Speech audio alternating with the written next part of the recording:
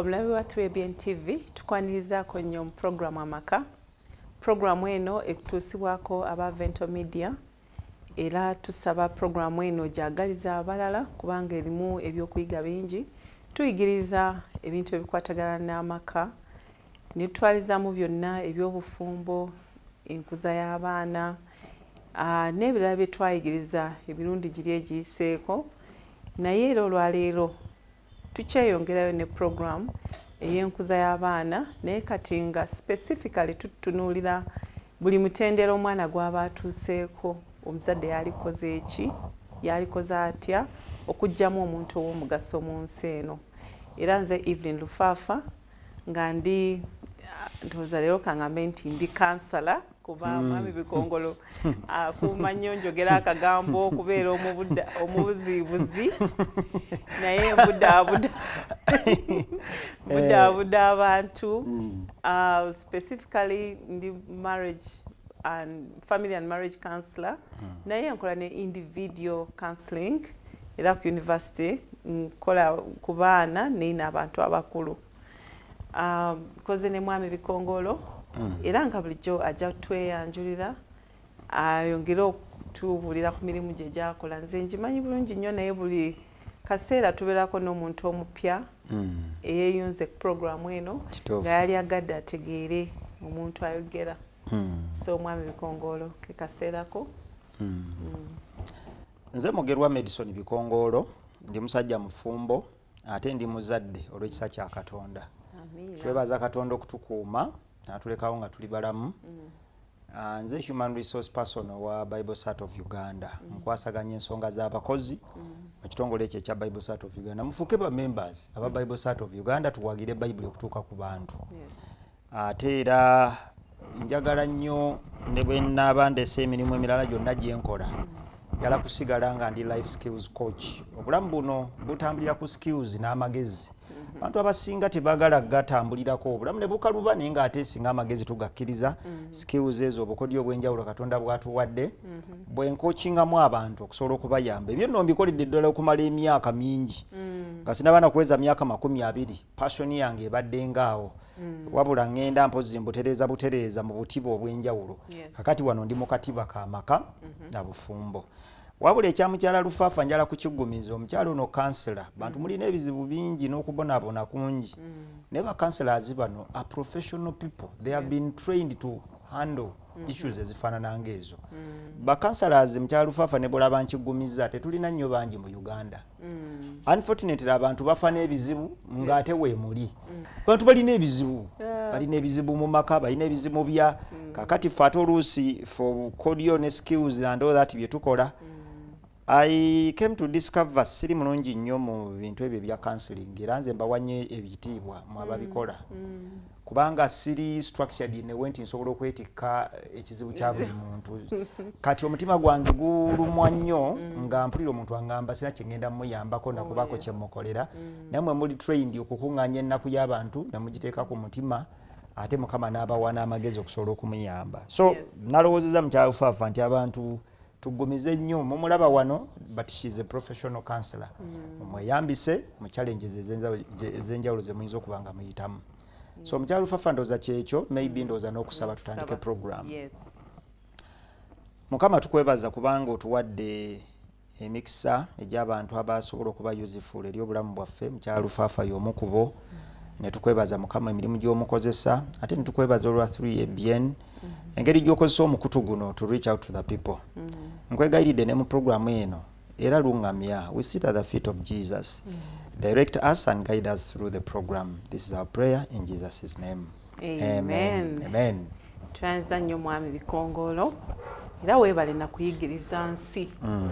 Tukyayongera okuyiga omulamu ogw'abaana Mwami Bikongolo simanyi lwaki gunyumirwa nnyo gunyumira kiringa bwe mba nga nsomesa abafumbo mpulira nga kyokola kiri practical. That's a practical job kuba omanyi ti skills ezo first zijja kuyamba family okubeera bulungi ate n'abaana baganyulwe. So ndabira ddala lwe tutuuka ku paati y'abaana ennyumira nnyo.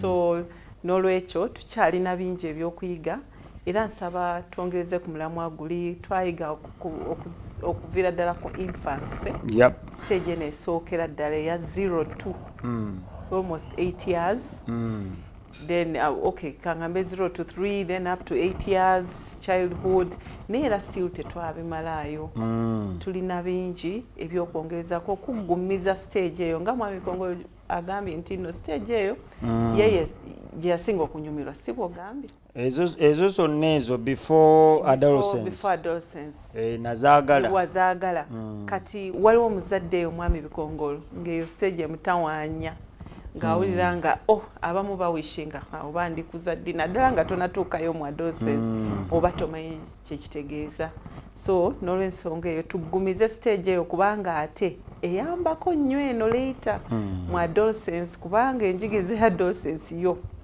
si nyangu naye eno yesinga okubeera impactful so mwami Bikongolo oyongereze okwo kwennyini omuntu yeyongere ng'ayiga. Twalaba ennyingo mu programu eyayita netugamba nti wano mu childhood tugenda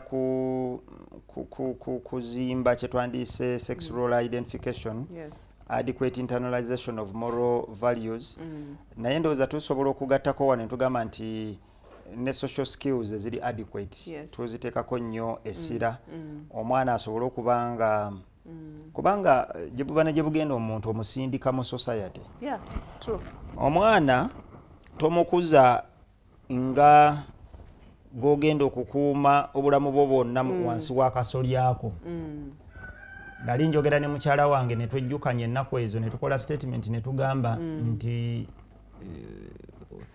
our homes are passages are just points abaana mwe bayita stage so tosobola kuholdinga ku mwana bulamu bwo bwonna naye ekikulu kya byonna omwana omutegekedde ensi nga bwegenda okutambula ne bwenaabeera muwala wange ennaku zino tuli mu kubatolinga na kyakusala kkubo kubanga zilongazi abadde asoma tumututenga ku ssomero ne tumugjayo kati mu senior 1 mu ssomero waali is a very busy school naye natandise dda much as tukyamutwala naye ngenda muwaamu embeera emuyamba obusobozi bw'okusala ekkubo difficult as it maybe kuba nakakikola emirundi ng'ebiri ku esatu bodaboda kano kamusibirako kano kakola katya nga ndi gyendi you should imagine nti Katonda akuuma abaana abalala ne bayitawo n'owuwo ajja kumukuuma otherwise omwana lwali sanga mu mbeera nga ayina okusala mu kkubo eryo naye nga taligezangako lwekyo socialization ekyo kyekola nti liizi tasalangako kkubo yekka era ennaku ezo kabadde kanyinyonnyola nadde nkaasaze ekkubo tugira nenkaga liizi wandigenze bwekanze kasitankulaba motoka oba zikusibirako zikusibireko naye ddadya nti wano wowabi nnyo wazibu nnyo wano mpozi konze nti awe wazibwawo njagala wobeera oyita olyoka omutegekere reality kubanga ensi janastepi mukyalufaafa tulabye abantu abakulu bodaboda nemutomera naye bwagolokokawo n'owakagaali n'amutomera kubanga probably abazadde bali overprotective. There's a difference between protecting a child and being overprotective. Waliwo ndowooza ndifuna programu eyinza obutabeera eno ndiyigiriza abantu kye tuyita under protection ne overprotection. Ebyo ebibiri bibi. And that is a very serious ekole omuntu okubeera vulnerable. I know. Ku bintu bingi. So over ne under bibi. Naye kyandibadde ekituufu is to protect. You protect mu kutegeera n'okumanya. So omwana social skills muleka asinkana abantu asocializing but with the controls. Tugamba nti fence zibeerawo. I can still remember. Nti ndi muntu mukulu nnyo. Yeah. As I think my father was the centerpiece in my life. Akanyo tukajjeko tugambe muntu mukulu. Waliwo olaba nti ya okuze. Ojja kuleetera abakazi abalala ebizibu kubanga be banaakulaba eri gwe buga nti oli mukulu nnyo. Bajja babuuza gwe munno oli omukulu ennyo ng'akyafaanana bw'ati gwe lwaki tufaanana bw'otyo. I'm telling abantu nze I struggle with people telling them that nina abaana omwana omu yagenze mu university they keep saying are you sure? I know. Kyogera kituufu. I'm like yes. alina n'ebirevu musajja yeah, so I just wanted to put era singa tata wange yali alaba program eno sikiwa nti agiraba naye he was a centerpiece in my life. Nzijukira bulungi awali obukambwe obungi nenzijukira some of the good things. So bw'oyogedde on something osaza mwala we kubo you threw me back stage yange teri muntu mulala nze yanjigiriza kusala ekkubo but my father. True. Era nzijukira I think I was in primary batata fed titwali bano ba .com children abaffe. So my father practically katambula nange mu kkubo era ne bwe mbanga nvuga emmotoka I still remember nti daddy yagambanga you keep what in Uganda we keep what we keep left so look left and look right nkyalina eryo eddoboozi absolutely ti ne bwe mbanga nsala ekkubo nkyajjukira nti taata yagambanga look left and right ne bwe mbanga sivuga bwe mba nsala so ekintu ky'omuzadde mwami bikongolo. True. I don't know how much parents know how much power they have. Yeah. Ku baana singa twali tukimanyi twabadde tukozesa power omukama gye yatuwa okuyamba nga ogambye omuntu ommotoka mutuufu n'emutomera naye nga tategedde atunudde waliwo bano abavuga obubi naye waliwo omwana asala ekkubo nga tatunudde anywhere. Mirundi emeka mu kyalufafa gy'obeera ovuga n'olaba omuntu asala ekkubo ngadduka akamu ku kabonero k'obujega kino nkyogerera ku mpewo nga buli muntu andaba kusala kkubo ng'odduka kyanseeziza okukutomera kankutegeeze ne bw'oba tomanyi nnyo kkubo kulisala n'otambula butambuzi through the road kyanseeziza okukutomera ntono nolwekyo batugambanga nnyo tunula eno ddamu tunene ate oddemu eryo lyokosale naye ekimu ku bantu bye batabagamba bye njagala okunyweza tosala kkubo ng'odduka kubanga jjukira oli avuga akwekanga buki bwekanze naye gwe atambula omuntu akola ki oba tubasigala mu village mentality eyo eyokulanga tewali anti mu kyalo tewabeera motoka zisala odduka nga bw'oyagala naye kwegamba byonna ojja bisanga nga challenge mu kyalufafa weva abantu baffe socialization tevaayo akalala ke twalowoozezza nti tukanyweze adequate involvement with peer groups. Wano ndowooza we wabadde challenge yange as a parent mu stage mwala wange ennaku ezo yali anjijukiza nanga nti naye ffe mutukoze bubi temutuwadde nnyo mikisa ku socializinga na buli kaseera tubadde wano togenda wano and I think she was right. Me and my wife considered netumanya nti awabaddewo gap and somehow we tried to make up for what I think we had not been able to do and many parents ndowooza obubadde buzibu bwaffe naye obuzibu twagezaako okunnyonnyola okusocializing omwana ne ba peers shouldn't be at the expense of their morals. Mwana ki gwe ngenda okukkiriza socializing n'owange? That means you have to first know alagawa. So as long as sali nnyo sure kubona fuluma gate ogenda mu baani. I would rather go with the negative aspects of not socializing you with your peers. Kubango nabinchi byobawo. Nolekyo abazadde bino byonna bye twogera ba peers omwana muleke yabere ne banne. Okay, muleke to what extent and with who? But under normal circumstances bikongolo nyina abaana mkyala lufafa n'omwami balina abaana. Mmanyi mkyala lufafa abaana bali ku principles ez'obwa Katonda basobola okubaako bye bayamba abaana bange babaako bye bayiga n'abaabwe ne bayigira ku bange. That would be the ideal and where possible try as much as you can to open spaces for the children to socialize and to have time with the peers. Kyandibadde kikulu. Otherwise bwe kitaba bwe kityo noonyaayo tutera okuwa ku magezi noonyaayo engeri endala nga okuvisitinga nabo nomanya nti it's a day's visit bajja sinkanayo abaana bano tu leeta abaana bolowooza nga balimu ku nsa bazanyirewo kitegeeza so meaning that era still ongo muzadde you're involved byonna mwami bikongolo kyagezaako tannatuuka kwesalirawo yes era kyongezaako okusomesa omuntu nti whether we want it or not ng'omuzadde you have to sacrifice sometime okibeeremu tokirekera abantu balala kuba yeggwe ategeera okusinga omwana ono.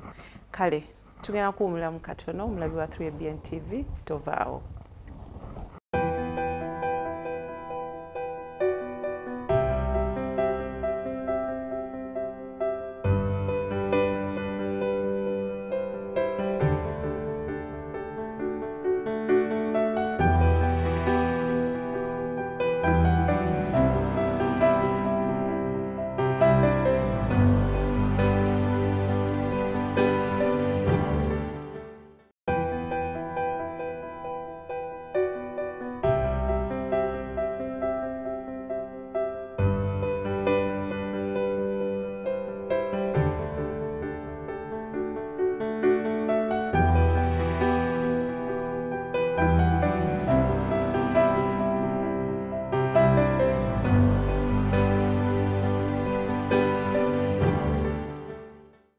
Tukulisayo nnyo mu kuwumulamu omulabi wa 3ABN TV era tujja kweyongerayo n'omulamu ogwo bwe tuliko ogw'enkuza y'abaana naddala okusinziira ku mitendera oba stage gye batuuseemu. Mwami Bikongolo ndowooza tukyayigiriza abantu engeri socialization gyeyamba omuntu okuvaamu nga muntu wa mugaso. Gasiye muntu abeera awo oli n'agamba ne ono yakulirawa. Omanyi ekibuuzo ekyo tekiri so good. Omuntu waga nti ne ono yakulirawa. There is a question mark. Agezaako okugamba kyogamba gye yakulira tebaamuyigiriza kino. So era kiddayo mu environment omwana gye yakuliramu.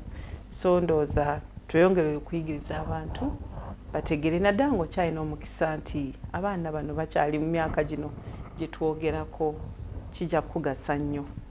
Yes. Omuyimbi yayimba oluyimba n'akola statement n'agamba nti nze maama yankuza teyankuza agatako naga nti byenina mbyesiga kati byenina mbyesiga njagala kukitwala mu positive note nti atunulira empisa maama ze yamuteekamu. Manyi olusi abayimbi nze mbatoolamu bigambo okubyapulayinga mu bulamu nga ddala maama kwegamba olaba ne bw'aba yayimba oluyimba luliko omudigido n'endongo ne lulimu k'osobola okugyamu akalala akakulu nti teyankuzakuza meaning nti ne bwe nali nkuzibwa roolu ya maama yalimu. And that's what we are saying. Omuzadde oli central mu kuyamba omwana okusobola ku stage zino ez'enjawulo. Ku childhood stage twalabye role identification, ne tulaba adequate internalization of moral values, adequate social skills, adequate involvement with peers, nenjagadde ngatteko ke tuyita adequate degree of independence. Omwana tagenda kubeera naawe for the rest of your life. Kyansonga otandike okumuta. Ngenda n'entambula nendaba mu kibuga abaana ba primary naddala abaana ba Buganda Road abo benasinganga ennyo okwetegereza. As young as P4 omwana ayimiriza taxi. Obwana obonange bunchallenging Mwami Bikongolo. I really get challenged. Ne bamutwala omuzadde n'abeerayo ewaka era mulina tendensi gyesikkaanya nammwe mujja ne mu classifying abazadde abo mbu ng'abalagajjavu. Balina kye babasinga mu kutegeera reality y'ensi. Era nze ndowooza awo we mbaddemu nange bwenziramu ne nga I think I could have done better. Naye oluusi obuzibu abazadde bwe tufuna kwe kuba ne parenting style gy'owulira eyandiyambye naye nga gw'oli naye sijjakkiririzaamu. Their parents abaagala ennyo overprotection.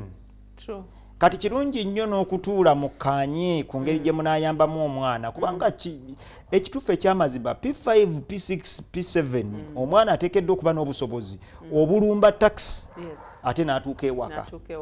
So a certain degree of independence, not total independence but some degree of independence. Ekirala ekiri awo tukiyita adequate control of aggressive impulses. Abantu boolaba abaakasunguyira ababwatuka abali impulsive okunoonyereza kulaga nti ogenda okubanoonya obuzibu buvaawa tebayambibwa.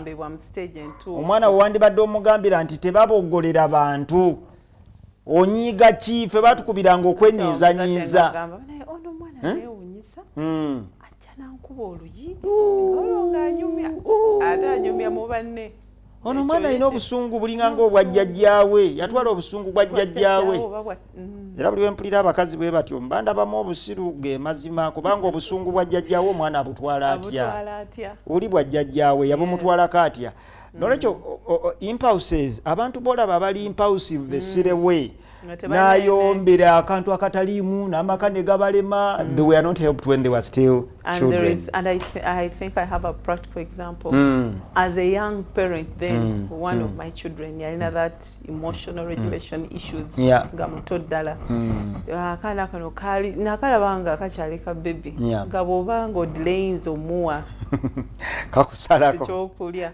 Oba preparing obuuja ayagala oberenga buli ready. So bulolwawo nga kwata akakopo akasuleeri nakuba omutwe ku ttaka. First because I was also young, I didn't know what this is. What's wrong with this child? So nagenda nga akikola. Then I started saying, naye ate bwe yakulamu n'agenda mu primary school ate munne ye yanyamba nangamba mami every time Jesse wants to fight those tall Sudanese boys careful nyane kaga nengamba I might this kino kiyinza okweyongera. So as a young parent nalisi nabana kusoma psychology naye mukama yanyamba ndoza nenjigira ku byange bye banjigiriza nentuuza kana akaana ne twetunula nengamba do you know that anger kills? Anger can kill. Nekangamba how mami? Have you seen people abava ku nyumba waggulu ne baveli kuboli yamunyiziza nakwa wansi obusungu. So anger can kill you. Nali wano nentuula nenkola statement njiddamu. Ewatuula obusungu watuulawo n'ekintu.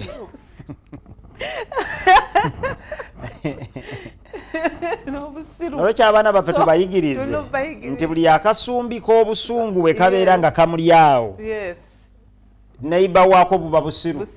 Abantu abalina amagezi tebalina nnyo obudde bwa busungu. They have better coping mechanisms, ways to cope with the challenges they are going through other than obusungu. Nolwekyo kiteminge ng'obudde bukyali teriyo muntu Katonda gwe yatonda ebyo byemuwoza ebyekisiru mbwe ekika kyabo bonna balina obusungu ne jjajjaawe twamulaba jjajjaawe aluma nemba nabagamba nti gwe kyowegendeza babeera boogera baluma nemba mukuluma emba baluminamu n'obusiru omuntu yenna omugezi obusungu si kyekintu kyakulembeza. Nolwekyo ekyo mu baana webale nnyo mukyalo Faafo leseka example aka mutabaniwo ate bw'okibuuka as young as that babeera batandise meaning nti Katonda bw'akusaasira n'oteminga emize egisinga obungi ng'abaana bakyali bato you're giving them a good go. Kati ekirala ekiri awo stage eyo ndyoke ngiveeko bakiyita adequate performance of intellectual skills. Intellect wano we bagizimbira wano omwana w'omuyambira atandika okukuba ebifaananyi eby'amagezi era sikkiririza nnyo mu busolosolo waliwo emyaka omwana wateekeddwa okuviira mu kuba obusolosolo omwana omwana owa P4 nga tasobola kukuba nte tugirabe nti naye osanga omwana owa P7 recklessly talina kifaananyi kyamagezi kyasobola kukola ki visualization wano we tutandikira okuba nga tugiraba wano omwana bw'atandika skills ez'okufumba. Nebaza Katonda olw'abaana bange I will forever be very grateful. Abaana bange as young as the boy being in P6 the girl in P4 nga bafumba meal. I just got them and trained them myself. Said you guys, you know what? You've got to grow up knowing how to prepare what you eat. Nemba yigiriza meals to the extent fe tulya binyeebwa ebyo bya nze mukyalange kasitanamu twasisinkana. Lilian ajja kugamba tetugulangako binyeebwa mu dduuka ne tubirya bino ebisekule. It's never been there in my home. She found nga enkola nejenzikiririzaamu tusekula ebinyeebwa era abaana bange nitukulanga tumanyi ebinyeebwa tubisekula mukama bwe yatuwa amagezi n'okutegeera nga bigenda byeyongera ne tekinologi engazze ne tufuna bu motors obwaffe nga ffe tubwekoledde. But I will let you know abaana nga basekula ebinyeebwa as young as that ate tebafa I mean omwana okukoona ebinyeebwa ebitonotono kakati ennaku zino babiteeka mu kuuma n'akuba naye nga David literally afumba ebinyeebwa n'abiteeka ne ku mmere ne mubagamba luno bano bamaidi we baatusumbuyiranga leero waali leero tebaliiwo n'obasanga nga ne sister we yamuwadde emmere balidde nolwekyo skills ng'ezo omwana ne bamanyi okufumba era ne bemba ne ssente kya busiru nnyo omwana okumuteera mwabateerako abakozi asiimuula abakozi bebooza ebintu bebooza engoye so gezaako nnyo okulaba nga abaana bateekamu skills wano abaana mwe tulwanira piano bagiyige nze ntera nnyo okuwa example eyange kubanga nze examples oluusi embi nze weerako abantu baziyigireko kiri ku rekodi nakagula ennanga 2 nga nfuba n'amaanyi gange onaagomu buto nengajjayo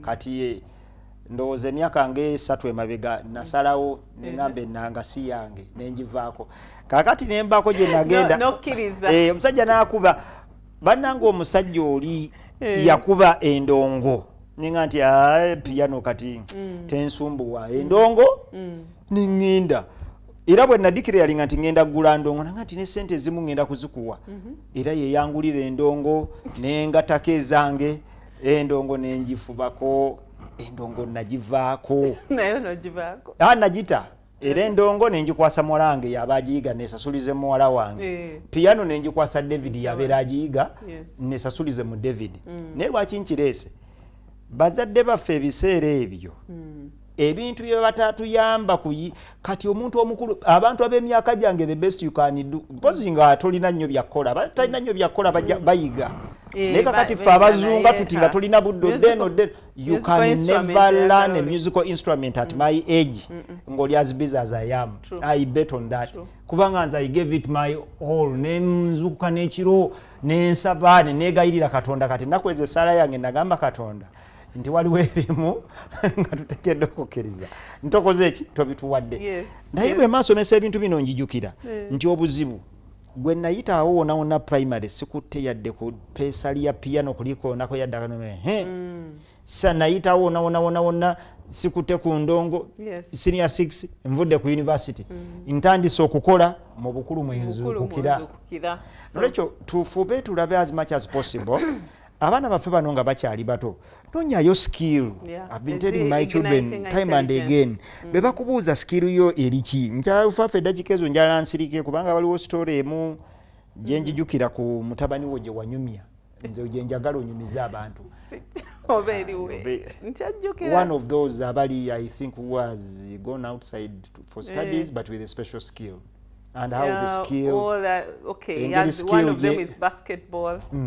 Yes, so generally bintu binoranga bwe twogedde omuzadde initially okibeeramu identifying naye n'okipushing so bwe nalabanga yes asobola ate akyagala nga nkeera nina ogenda okukola ku mulimu nina okubeerayo essaawa 2 naye essaawa 11:30 nga nkazukusa ne muganda wako nembatwaleeyo kubanga ngewe wali je coach ajja okubasomesa ate nga jjukira eyo stage ate olina okugenda okukole ki oba kimeyo obaze but through that the boy picked kati ate nampitako natandika n'okunsaba ssente nyingi I've got the best coach but every day I pay 30,000 ngamba kati kisuse but till now omwana oyo ne gyali eyo yonna one of the skills ezimuyamba is basketball kuba wasting a time here nebo mukubire simu agamba mami I think I'm late I have basketball and then afterwards I'll go to church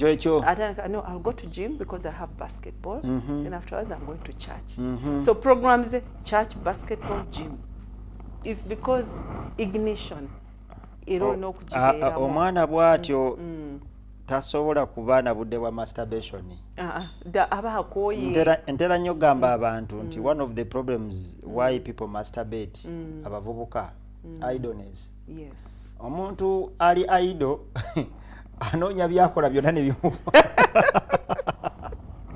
kakati omwana alina skill ekyo mugende nga mukinoonyereza I am yet to find abavubuka abastrugglinga ne masturbation ng'akuba ennanga. And I will let you know, from a counseling point of view, my clients, I respect them so much. Abato abajanga balina issues of masturbation and pornography. Mbabuuza activity plan. Olunaku ukola ki? Era ajja kugamba in most cases I be in my room. Gwe nkugambye kola okunoonyereza. Buli bantu abastrugglinga ne masturbation mubuuze skill etegeerekeka. Kwegamba emize mingi gyalula mu baana kuba tetubategese. Train your children to go to bed nga bali tired. Era omuntu ali agenda mu buliri nga ali tired ye muntu anyumirwa otulo. Insomnia obulwadde bwe bagamba mbu abantu mbu agenda mu buliri n'alemu okwebaka butambulira nnyo basemugayavu. Abantu abo bagayalagayala tebakola. Nolekyo abaana nga bakyali bato tebayigi mwewale idle time. One of the teachers of idle time is TV. Yes. Era nze ntera nnyo okusanga abantu nyanyala nnyo Prime Radio era Prime Radio bebako erisigivaako ntera nnyo gamba abantu that is idleness baako obudde bwa Prime Radio bwogivaako okolera ebyamagezi suriye bien nonyi naye si kyamagezi nze bebateka suriye bien kwentula yemanya ebizibu byange okuva ku macha pako olwegulo nga manya tolina machi magezi newebera kyaki londa ko program gyogamba nti nja kulaba eyo ebyo babitikinga mu mwana nga akyali muto. Otherwise bona batokoze ekyo you're going to mess yourself up. So buli kimu kirinako time yakyo omuzadde ekyo kikulu nnyo kitwala. So era tugenda kuwumulamu katono tofaawo omulabi wa 3pm TV.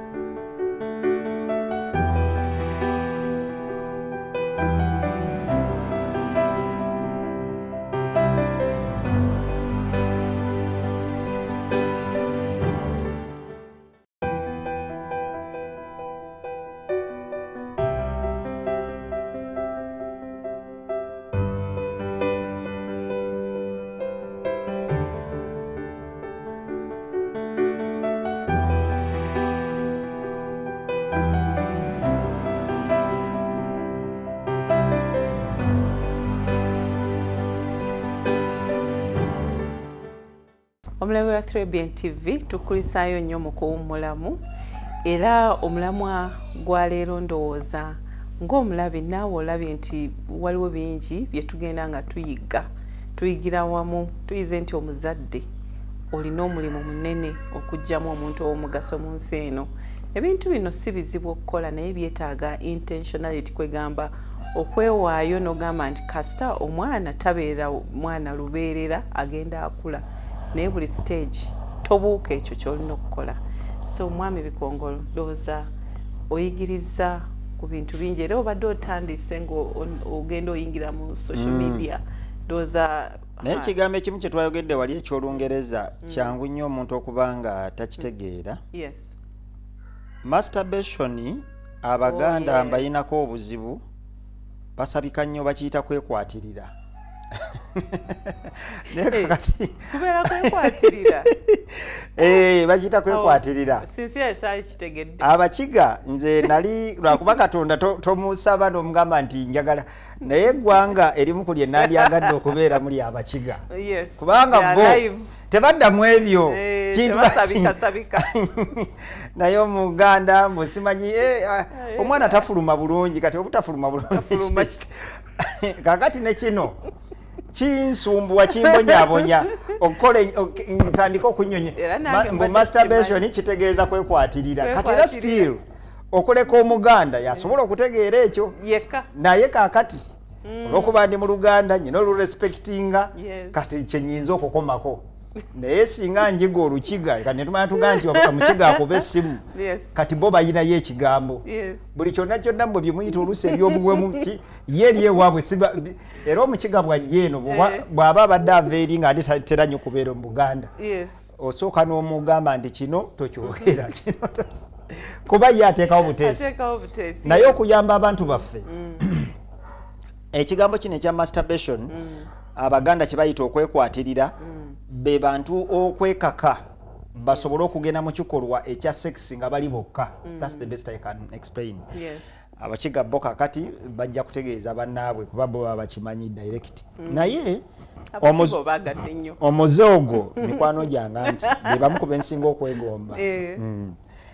Naye omuze ogwo tugambye eno mu buto tusobola ogwewala kubanga mu adolescence ate gulabikayo nnyo. Naye mu childhood eno gye tuguzimbira ne tuguliikiriza. Why? Abaana tebayambibwa kubafuula bize. Era an idle mind is the devil's workshop. Kakati ekirala kye twagala okujjayo konnyaawo bwe budde be batwala ku social media. Mutabani wange yambulira rights era kakati abaana fe rights zaffe. Naye omusajja akyasinze okumpa amaanyi lwaki mwerabidde. Ye yanjigiriza concept ya overprotection ne underprotection. Ekitabo nkyerabidde ne author mwerabidde. Naye omusajja oli yampa courage yaga nti ye abaana be until they are 18 years tebakwata ku smartphone. Ono no muzungu wa UK. Bwe manjogera ku bazungu ngamba abantu bolowooza besente bazirina abakola. Naye ababe era yampanye encouragement mu parenting yange.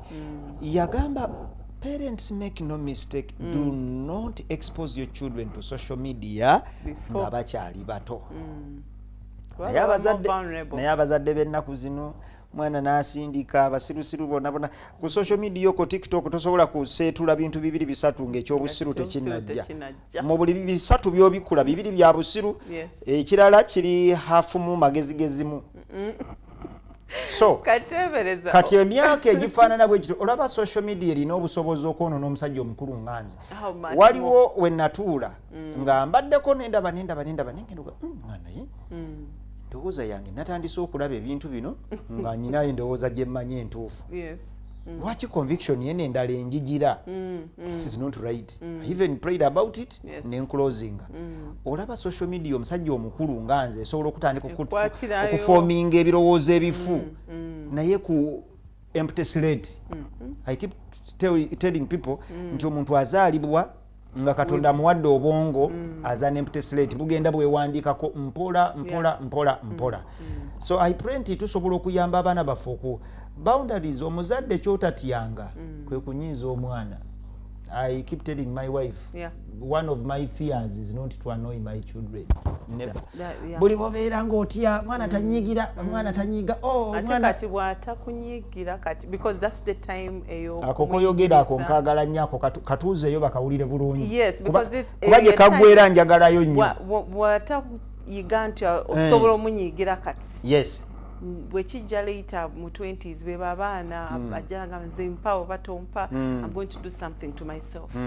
Yeah, omwana yeteekamu omuguwa because waganye kubanga wali otya okumunyiiza wali. Mbadde mmanyi nti mukyala Lufafu ogenda kawunzika bulungi obagambe nti bw'ata kunyiigira kati agenda kunyiigira mudda. Yes, auntie. Those children sober up. Nebalabanga you were a very worthless parent. I keep telling the story of my young brother. Last born waffe. Yali very difficult. Ngabo oyinza okukirowoozaako. Kati mu makanga temukuze na taata. Sometimes mu abalenzi nga mwina kubanga omwana gwenjogerako I'm 10 years older than him. In other words, playing a father figure role sort of. Naye mukyala Lufafa nakola byonna bino ebyokunnyonnyola counseling ne bigaana ne tuyingizaawo kifuba. Emugamba sebo osaaga ne biba bikondenze enkuba ate nga kye nali mugamba naye yali akimanyi. Ebyo bigurupu nziramu ne mbikusangamu. Kati ng'ali mu kiwagaawo awulira ye ne mugamba tondaba ndi mutono nkuba gwe buuza ku baana b'ensomye nabo ate nga naye yali akimanyi ku ssomero nga ndi mutono naye nga nsabula. Kaakati nanneegezaamu ogwasooka era ne mulaga naye nga byonna byonna mbikola mulaaba omwana ono aleme kwonooneka. Kati naakula nga yankyawa naye yagamba mukyala we n'agamba mu baganda bange bonna era ye ne mukyala we banjagala nnyo for one reason. Yagamba he will always love his elder brother nze okusinga omuntu omulala yenna.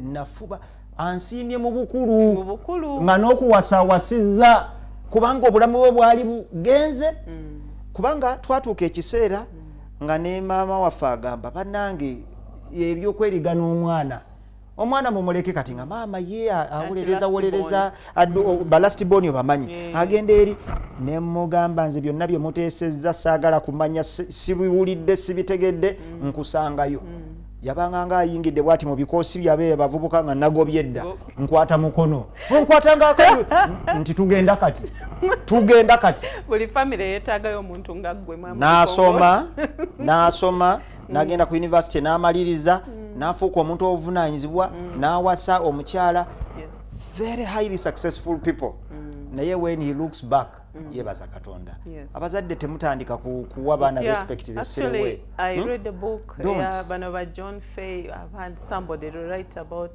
love and logic parenting. They emphasize those points. Nti omwana let them make allow them make the mistakes right now. Allow them also face consequences. Nti omwana facing a consequence ye njo protecting this is hot paka akwateko kamukyeko tajja kuddamu so overprotection ate feels omuntu okuyiga lesson yeyo nga bukyali kuba later ate lesson ebeera so expensive. So tugezeko nnyo tufube maybe kensobola okujjayo mu dakiika ze tulina. I hope this is the last segment. I think yes, last segment, but we still have some adolescents. Kakati omwana bwatuuka mu myaka egyo egyakavubuka mwana ng'avubuse adolescent oba adolescence stage ye stage mwe twandibadde twogerera nga mwana eddoboozi litandise okufuuka ebbeere litandise in other words ebyo byolaba physically outside ate ne mu bwongo gye ebiri omuntu ono kakati akulaga nti nze am on the go to being an adult bino bye twaninywezezza nja biyita mu lukwakwayo lwakadde tulina continued development of dependency. Omwana muyigirize nti independence yes but you must depend on other people. Abantu bangi buli bwatandika okuluzinga sense of dependence ku bantu aluzinga ne sense of dependence ku Katonda. It is a dangerous thing for people to imagine nti era mpulira nnyo this trash and nonsense njikurashinga nnyo. You don't make a statement mbundi self-made. There is not a self-made person who where no probably chobeera otegeeza oba otegeeza nti ndi God made. At least there is nothing like self-made. Who makes himself? I'm yet to see such a person. Nonecho slogans ebyo lusire mu kanisa mbiwulira ne ku pulpit simu byogera muina audacity to make such statements. Ndi self-made. How? There is not a self-made person. I'm telling you mukyalo fafa no sense eyo tutagikurashing abantu ntutandiko babulira amazima. They lose that sense of dependence ku Katonda. Weyita self-made mama yakuyonsa. Did you breastfeed yourself? Weyita self-made wabadde wabaze bakubulira ne bakugamba ekigambo kya Katonda. Self-made waliwo abayiyewo omubiri osome. Self-made ng'olina abasomesa abaze bakusomesa. So I usually nze abamanyi ebigambo byange ntera nnyo kugamba abantu nti ndi God made. Nze nekyo kyekiri ku mimwa gyange nnyo. Atenga kyekikulu. God made. Ndabye Katonda. Even if it's your parents, era Mukama ye yabasobola. God made. God made. Kati mwatandise mbo planned kid. Planned kid. Nze nyina ebintu Ateba Jaden. You know? Terms zigenda zijja. So mu terms omo devil skillfully and stealthily abantu nga tebamanyi abba obwongo bw'abantu mpola mpola abana mu adolescence stage muno mwana tumuzani tumuga you depend on other people. Number 2 greater facility with the social skills. Greater lulitwa abadde tugamba nti social skills nkulu naye kakati greater kubanga kakati this child is stepping out ali eri ne mikwano gye. I walked mu gates ez'essomero mwalange gyasomera saabasabye lukusa nandiryogedde manye ebintu bwe bito bayiro byegendereza so I found my daughter with one of the international students who apparently comes from a very different social class and you know culture. Now omwana wange much as nsobola okubeera protective sisobola kuba protective enough ne ku cultures zino. True.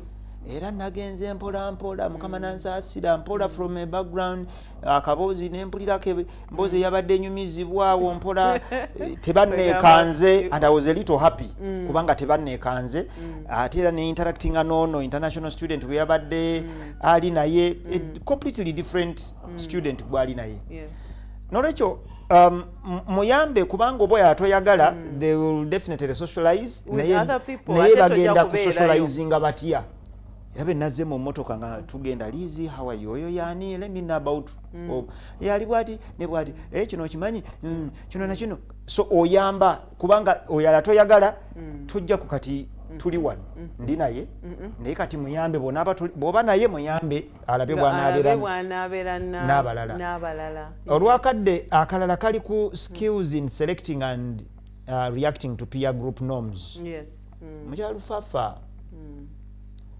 abaana abamu mu masomero asobola okukwata munne n'amukiisinga n'amunywegera ku mimwa nga mulenzi n'amuwala twafunako maidi ewaffe kamalirize na kino olwakadde yali anyumiza mukyala wange tumukutekute tulowooza waliwo abamubuzaabuza nga bwomanyi abavubuka abo abateega abaana babendi ne babalimba kakati ekikwala kye kiva kigamba mukyala wange kimunyumiza nkimuga nti nze sina kyembadde nakoze ennyo kyamaanyi naye naye bwe yannemerako naye muga nja kuwaako ebbeere limu lyokka lyobeera onuunako liri eddala sijja kulikuwa kubanga baali baŋŋamba mbe bwe namuwa amabeere abiri very naive talina kyamanyi mukazi watu kubanga ye gyakulidde ebyo tabimanyi kakati ono omugwagwa omuvubuka amuyingiza mu zikiisi amuyingiza mu mabeere and all that our children as long as we are not playing our part okuvaayo okubayamba they should be given the skills in selecting and reacting to peer group norms si buli group gyalimu buli norms ezirimu nti azitwale ng'enkulu I keep telling my children nti muli mu masomero gye muli mu bantu gye muwangaalira Katonda abataddeyo to create a difference. I don't believe mu kunoonya abaana nwanagane n'abaana mu ssomero simanyi ery'ekikristaayo gye liri gye mba mbateeka gye balina okusomera. No. I tell my children, you go to the schools where you go, Katonda alina kyabaagaza mukole. Masomero ag'eddiini gali ameka singa abaana bonna tugaa nti balina kusomera mu masomero g'amadiini bagenda kutuula ku mitwe gya bannaabwe.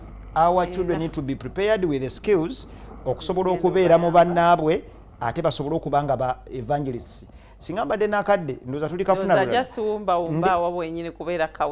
ngenda kuyamba nnyo abantu mbalage nti osobola okuba n'omwana naye n'omusindika agenda afuuke Samwiri osobola okuba n'omwana n'omusindika agenda afuuke Dawudi eri Goliyaasi osobola okuba n'omwana n'asobola okukola impact n'asobola okukyusa naye skills zino ng'akyali muto gye tuziyigira tuliongererezaako awo kwa adolescence waliwo aspects z'endowooza nti tuzireseeyo tuleseeyo ebintu bingi naye era tujja kukomawo mu mulamu omulala tubimalirize.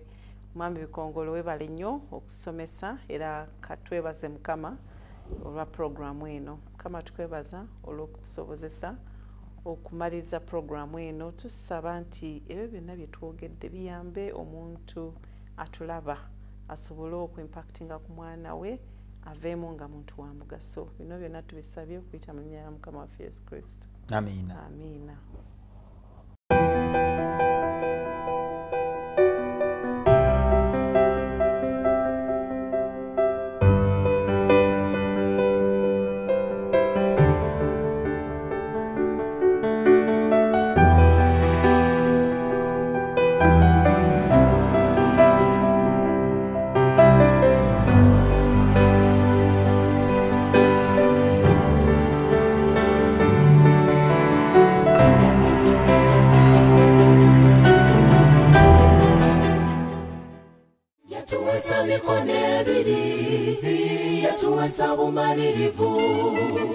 Oyagala ngoyo Mukama gwakuwadde ekyo kirabo kyo gwe mugabo Mukama bambi gwakuwadde okumango bwesigwa endagaano ginyweze yatuwesa mikono ebiri yatuwesa bumalirivu oyagala ng'oyo mukama gwakuwadde ekyo kirabo kyo gwe mugabo mukama bambi gwakuwadde okuma ng'obwesigwa endagaano ginyweze